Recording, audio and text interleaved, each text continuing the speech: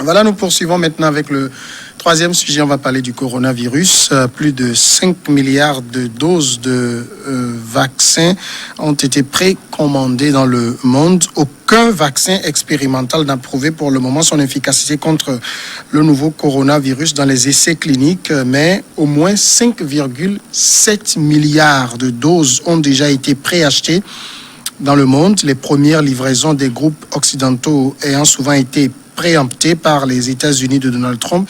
5 vaccins, 3 occidentaux et 2 chinois sont en phase 3 de tests auprès des milliers de personnes. Et la Russie a affirmé mardi à la surprise générale que son candidat baptisé Sputnik V serait administré dès septembre au personnel médical.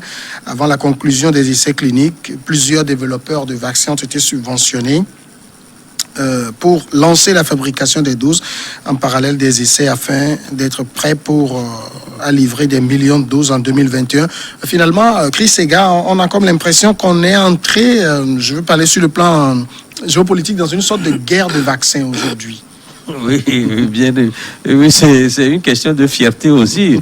Vous savez que lorsque surtout les Chinois, avec les Chinois et les Russes, parce que vous savez, les plus gros producteurs de vaccins au monde sont les Occidentaux, les Européens, les Américains, etc. Ben, vous savez que l'Afrique, le monde aujourd'hui n'est plus à 3 pôles, mais à 4 pôles, à 2 pôles russes, américains, mais il y a un troisième larron qui s'est invité dans le débat, c'est la Chine. Et aujourd'hui, on veut bien savoir qui est à même de trouver le vaccin à cette pandémie-là. Chaque pays voudrait bien être celui-là dont les ressortissants trouvent ce remède-là. La Chine avait annoncé dans la foulée aussi qu'il y a un vaccin ou 2 vaccins qui sont à l'essai. Et ensuite, ça a été les Américains.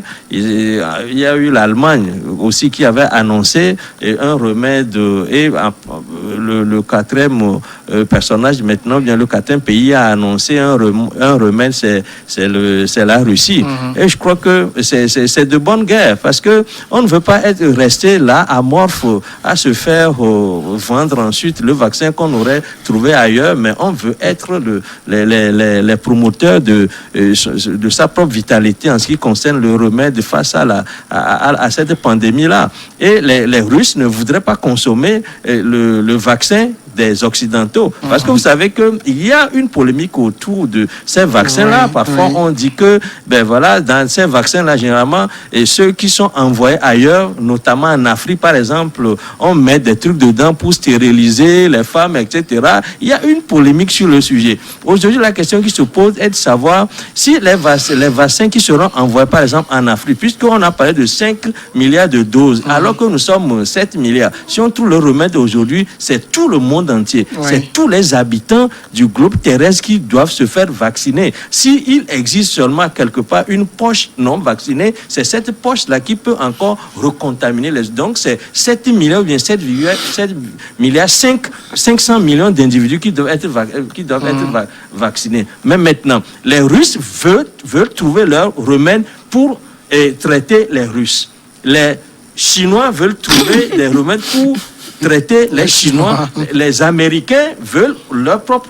Comme ça, pour éviter le risque peut-être d'avoir affaire à un vaccin qui ne soit pas... qui soit efficace, peut contenir peut-être des éléments qui affectent un grand nombre de personnes. Et on ne sait pas si on peut utiliser le vaccin aujourd'hui pour faire une guerre bactériologique, une guerre peut-être pour amoindrir les capacités intellectuelles de tel pays ou de tel, parce que vous savez que nous sommes dans une guerre totale aujourd'hui en ce qui concerne le commerce dans le monde et surtout entre les Américains et les Chinois. Ce n'est pas la belle amour. Et aujourd'hui, on se demande qui va consommer le vaccin de qui et quels sont les risques qui sont liés à ces vaccins-là. Je crois que sur le sujet, tout le monde c'est peut-être seulement le continent africain qui est resté, qui ne prend pas part à cette guerre-là. On a eu 5 milliards de doses. Peut-être que le reste, là, en Afrique, on est 1 milliard. Nous n'en avons pas encore commandé.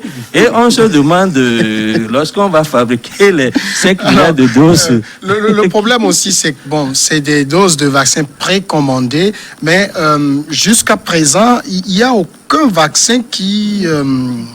en tout cas, a déjà fait ses preuves.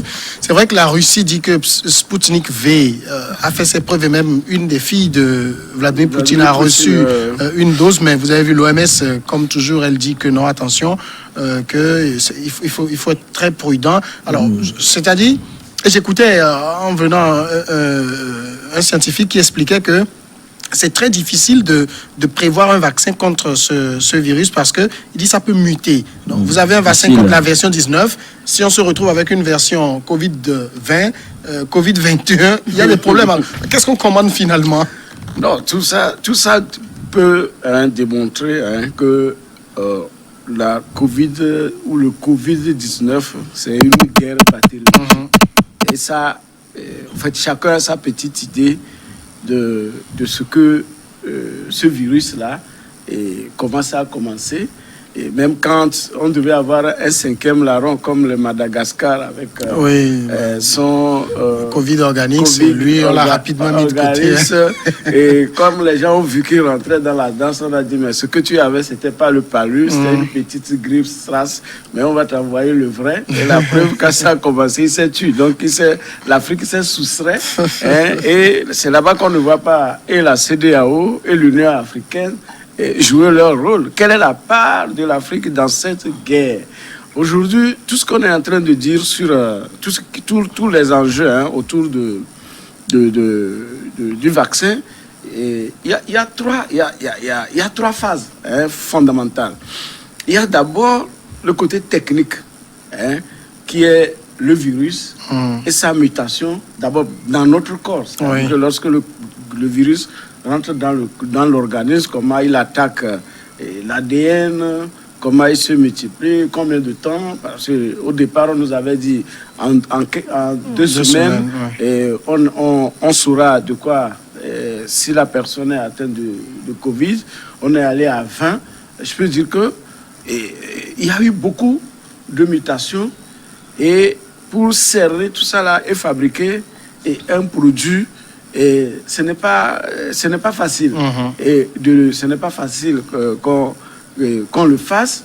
Et maintenant, il y a tout le protocole, c'est-à-dire en second lieu, tout le protocole de droit et sanitaire qui entoure, parce que ce serait un vaccin à grande échelle, quand on dit 5 millions et d'autres milliards plutôt, et d'autres qui ne sont pas commandés, ça veut dire que ça fait beaucoup de personnes. Donc, et chacun a son ADN pratiquement.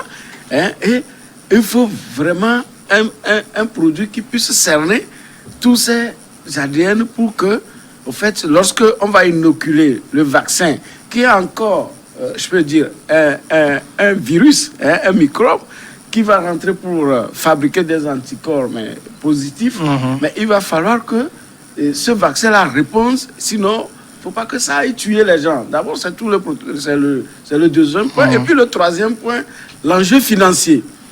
Ah ouais, parce que c'est devenu, on a dit depuis, le Covid a quitté le stade sanitaire pour être au stade économique. Et stratégie aujourd'hui économique, parce qu'il faut cerner toutes les dépenses qui vont être faites autour, combien ça sera vendu, l'intérêt des groupes pharmaceutiques. Aujourd'hui, l'OMS n'arrive plus à parler en tant que tel, parce que c'est une guerre qui commence par la dépasser. Donc on envoie des jeunes médecins, même africains, et pour aller vilipender tel produit, que tel produit n'est pas bon, alors que c'est tout. Maintenant, c'est l'enjeu économique. Qui va gagner le jackpot? C'est ça. Parce que celui qui va fabriquer le produit, mettre sur le marché, à quel prix? C'est lui qui sera rémunéré. Vous avez vu, par rapport à ce vaccin américain, comment certaines bourses de New York sont en train de grimper, parce que Donald Trump annonce aujourd'hui qu'on a financé tel groupe, telle entreprise. Donc, il y a tous ces enjeux-là qu'il faut cerner. Je ne dément pas ce qu'il a dit par rapport à ce que les gens sont susceptibles de mettre, d'introduire dans les doses qui vont être envoyées au pays. C'est possible. Parce que lorsque dans nos sociétés aujourd'hui, on a des problèmes de stérilité atroces, et que même nos gouvernants même disent qu'ils luttent contre la natalité, et ça veut dire qu'on leur a mis déjà la TBF et autres qui n'arrivent pas à contrôler les naissances, quand bien même nous avons des gens qui difficilement donnent. Et donc, on voit que c'est possible que des gens introduisent d'autres substances. Et donc, c'est une guerre aujourd'hui. Je pense que chacun va, comment l'appelle-t-on, chacun va soigner ses populations. La Russie, je crois que vers l'Afrique, il y a 20 pays. 20 pays, on a dit 20 pays. La Russie annonce qu'une vingtaine de pays ont ont déjà passé la commande, donc certainement que ça concerne les Africains.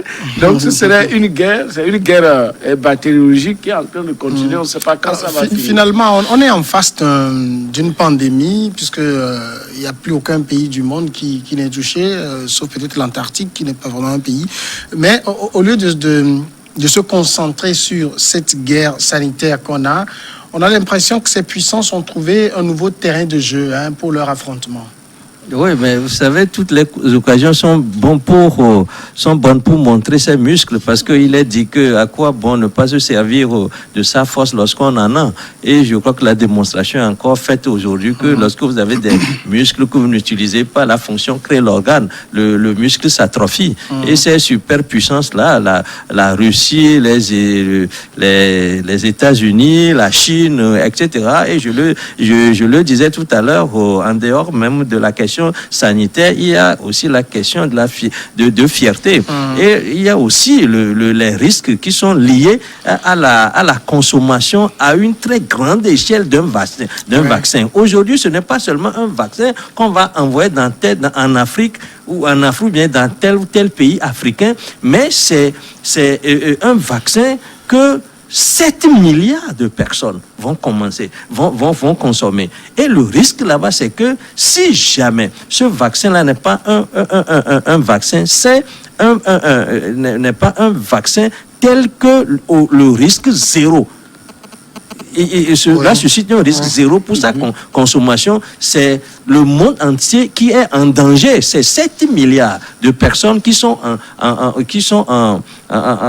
danger. Parce que c'est presque toute l'humanité qui est en danger. C'est la vie sur Terre qui est en danger, la vie des hommes qui est en danger, parce qu'il s'agit aujourd'hui d'un vaccin que vont consommer 7 milliards de personnes. Et je crois que là, il ne faudrait pas laisser le soin à un pays de fabriquer ce vaccin. C'est un danger. Si on peut avoir un remède des Chinois, on peut avoir un remède des Russes, on peut avoir un remède des Européens, des Allemands, et des Américains. Je crois que c'est plutôt salutaire qu'il y ait cette diversification. Sinon, si c'est seulement un pays, par exemple la Russie, qui va trouver un vaccin que 7 milliards d'individus vont causer, c'est un grand danger pour l'humanité. C'est pareil lorsque c'est une firme américaine qui trouve la chose. Il vaudrait mieux que dans cette course-là, à la découverte, ce soit 5, 6, 7 pays qui trouvent des remèdes qui ne sont franchement pas les mêmes. Parce que comme ça, quand il y a cette diversité, on est sûr qu'au moins, lorsqu'un vaccin se sera révélé dangereux, il y a au moins les 5 ou 6 autres qui sont efficaces et qui préservent l'humanité d'un danger de disparaître tout simplement sur Terre. J'ajoute avant la question. En principe, il n'y a pas de crise. La crise, qu'on parle de crise, il n'y a que des opportunités. Économiquement, c'est comme ça. Et puis, dans l'opportunité, il y a ce qu'on appelle des opportunistes. Toute crise est aussi source d'opportunités. Qui en profitent de façon maladroite. Mais il y a le réalisme économique qui est derrière. Et c'est la Chine souvent qui pratique. Parce que chez le Chinois, en tout cas, chaque crise, d'accord, c'est la mentalité chinoise. Chaque crise constitue une opportunité et qu'il faut découvrir. Donc c'est nous, au contraire, en Afrique, qui, lorsque nous avons un problème, sinon une crise, on tombe on ne réfléchit pas et tout passe. Comme ce qui est en train de nous arriver, tout le monde est en train de se battre pour fabriquer des produits, protéger leur population et même penser au monde, que ce soit en bien ou peut-être de façon mesquine. Mais chez nous, nous sommes là, le peu que Madagascar a crié, même un Béninois à côté aussi. Oui, a le crié, docteur Agon. mais Agon, on les a frappés dessus et ils se sont tués. Donc voilà comment nous on se comporte en Afrique, donc on ne saisit pas les opportunités. Tout ça aussi pose la question, hein, vous l'avez dit, de la place de l'Afrique dans la recherche. On parlera tout à l'heure du Togo, mais on le voit, et dans le cadre de ces 5 milliards de doses de vaccins, il y a une coalition pour les innovations de préparation aux épidémies, lancée depuis 2017 par la Norvège, l'Inde et la fondation Bill et Melinda Gates, qui ont mis 890 millions de dollars pour accélérer le développement de 9 projets en direction des pays sous-développés, donc l'Afrique. Oui, l'Afrique est absente dans les recherches parce que on n'a jamais pensé à demain. On pense toujours à l'immédiat. Vous voyez l'Inde, mais on n'a pas cité l'Inde. L'Inde aussi. L'Inde est le premier, l'Inde est le premier fait partie même des trois pays, la Norvège, oui. Voilà. L'Inde, la Norvège et la fondation. Voilà, il y a l'Inde qui ne badine pas. Donc il n'y a que l'Afrique ici qui attend le Messie. Et nos laboratoires sont totalement inexistants. Lorsque les gens font des recherches, il faut attendre un fonds extérieur, ou bien il faut écrire à la coopération française ou une coopération canadienne pour demander de l'aide pour pouvoir, n'est-ce pas, et continuer ces recherches. Sinon, vous vous retrouvez dans un laboratoire en Europe et c'est comme ça, les gens partent et ne peuvent plus revenir parce qu'ils n'ont pas les moyens. Ils n'ont pas les moyens pour faire de la recherche. Le fait simplement de diversifier les sources de vaccins, est-ce que ça accroît les chances de qualité ou plutôt il y a un risque aussi derrière? Parce que les recherches ne sont pas faites de la même manière. On n'est pas très sûr que la source russe, la source américaine, la source norvégienne, la source indienne soit celle qui est efficace. Donc, vous savez, lorsqu'on parle par exemple du remède chinois, le remède chinois est sera destiné d'abord aux Chinois. Donc, il n'y a pas. Et puis, je dois ajouter que lorsqu'il y a la concurrence est plutôt bénéfique pour le client. Oui. La concurrence stimule la volonté de bien faire. Donc, il vaudrait mieux avoir de la concurrence en la matière que le pôle de la découverte, de la fabrication du vaccin là, soit tenu par un seul pays. Je crois que c'est plutôt la concurrence qui nous permet d'avoir de bons produits. Et en plus, cette concurrence permet d'avoir les dessous de ce que les gens font qui n'arrange pas la situation. Lorsque vous cachez quelque chose, c'est la concurrence généralement qui révèle ça. Parce que ces différentes firmes-là vont vouloir se distancer et lorsqu'il y a certains d'entre eux jouent sous la table, on sort ça plus rapidement. Et pour rejoindre un peu ce que Francis dit, c'est que la recherche pose une question fondamentale en Afrique, c'est que les Africains généralement ne voient pas dans les problèmes que nous avons des sources d'opportunités, des occasions pour avoir des opportunités. Et je crois que la fierté nationale, justement, doit commencer par là, de trouver une solution une solution de ses propres ressources aux problèmes qui se posent. La fierté nationale doit nous pousser à avoir des solutions de notre propre imagination aux problèmes qui se posent. Mais lorsque nous sommes des consommateurs passifs de ce que le monde autour de nous découvre, je crois que cela nous fait reculer. La pause et puis le Togo après.